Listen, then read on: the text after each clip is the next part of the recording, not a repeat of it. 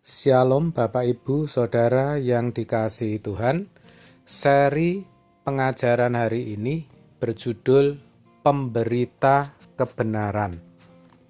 Saudara, mari saya ajak terlebih dahulu kita memperhatikan apa yang tertulis dalam 2 Petrus 2 ayat 5. Dan jikalau Allah tidak menyayangkan dunia purba, tetapi hanya menyelamatkan Nuh, pemberita kebenaran itu, dengan 7 orang lain, ketika ia mendatangkan air bah atas dunia orang-orang yang fasik. Ayat ini sangat jelas berkata bahwa Nuh adalah pemberita kebenaran, dan Allah menyelamatkan dia beserta keluarganya. Saudara, sebagai pemberita kebenaran, tentu Nuh benar-benar menyampaikan kabar yang benar, kabar yang sudah pasti, yang ia terima sendiri dari Allah. Jadi, yang Nuh sampaikan itu bukan kabar burung, kabar yang belum jelas kebenarannya. Nuh mendengar sendiri Allah berkata bahwa dunia beserta semua yang ada di dalamnya akan dibinasakan. Dan itulah yang ia beritakan. Hal yang senada dikatakan Rasul Paulus kepada jemaat di Korintus.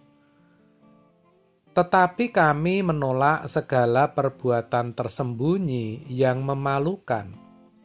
Kami tidak berlaku licik dan tidak memalsukan firman Allah. Perhatikan, sebaliknya kami menyatakan kebenaran. Dan dengan demikian kami menyerahkan diri kami untuk dipertimbangkan oleh semua orang di hadapan Allah. 2 Korintus 4 ayat 2. Terkait akan hal itu, maksud saya sebagai pemberita kebenaran, kita selaku orang percaya selalu dituntut untuk memberitakan apa yang benar.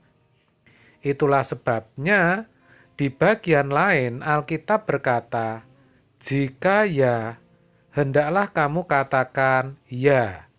Jika tidak, hendaklah kamu katakan tidak. Apa yang lebih daripada itu berasal dari si jahat. Matius 5 ayat 37. Saudara, setiap kita pasti pernah mendapatkan informasi yang keliru, ya kan? Entah itu informasi yang kita dapatkan secara langsung ataupun informasi dari sosial media. Dalam berkomunikasi, kita harus memperhatikan aspek-aspek yang berhubungan dengan komunikasi agar dapat berinteraksi dengan baik. Salah satu aspek yang harus diperhatikan adalah seni berbicara kepada orang lain dan menerima segala informasi. Saudara, saat ini memang sudah seharusnya kita mempertimbangkan kembali setiap informasi yang kita terima, apalagi informasi yang kebenarannya meragukan.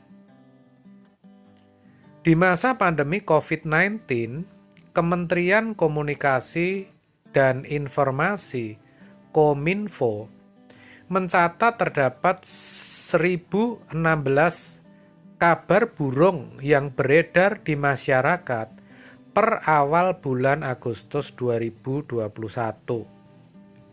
Kabar burung tersebut bukan hanya sekedar dalam bentuk informasi yang belum jelas kebenarannya, melainkan juga berupa teori konspirasi, spekulasi, atau bahkan berita penelitian yang belum bisa divalidasi. Melihat banyaknya kabar burung yang beredar, kita sebagai orang percaya, sebagai anak-anak Tuhan dalam komunitas rohani perlu yang namanya kebijaksanaan dan hikmat dari Tuhan dalam menanggapi setiap informasi. Kita pun harus menghindari setiap pembicaraan yang belum tentu nyata kebenarannya. Hal itu bertujuan untuk mengurangi adanya konflik dalam komunitas.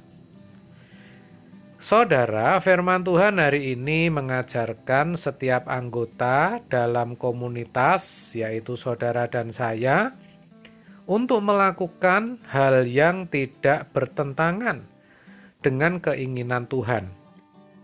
Dan seharusnya selalu melakukan segala hal berdasarkan kebenaran Allah di hadapan semua orang. Dengan demikian, kita menjadikan komunitas rohani kita sebagai duta kedamaian bagi semua orang. Lalu pertanyaannya, apa yang bisa kita lakukan? Nah, yang pertama, biasakan mencari dan menyebarkan informasi dari sumber yang benar. Kalau kita hanya dengar dari orang, lebih baik kita diam. Tidak perlulah kita ceritakan ke orang lain, hanya supaya kita dianggap tahu persoalannya atau dianggap pinter. Ya saudara, saya ingatkan, jangan.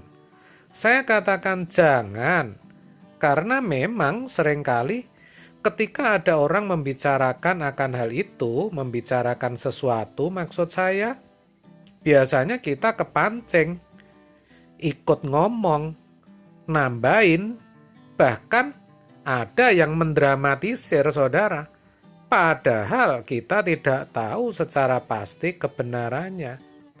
Akhirnya menjadi berita yang tidak benar, menjadi kabar burung. Nah, itu harus kita hindari, saudara.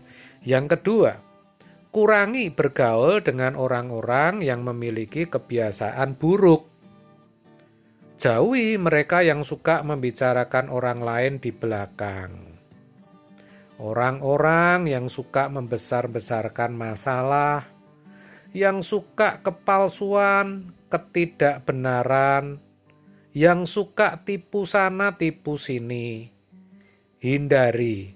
Orang seperti itu ibarat penyakit menular, saudara. Sadar atau tidak, lama-kelamaan kita pasti akan memiliki kebiasaan yang sama. Maka firman Tuhan dalam Efesus 5 ayat 15 mengatakan, perhatikanlah dengan seksama bagaimana kamu hidup. Maksud kalimat ini adalah bagaimana kebiasaan hidupmu. Itulah yang harus kita perhatikan sebagai pemberita kebenaran. Saya percaya kalau kita mau selalu tekun memeriksa kebiasaan hidup kita akan bisa memiliki style atau gaya hidup yang benar sebagai pemberita kebenaran. Dan itulah yang Tuhan mau. Sehingga tanpa sadar, sejatinya kita sudah menciptakan damai. Kiranya kebenaran ini boleh memberkati kita. Amin. Tuhan Yesus memberkati.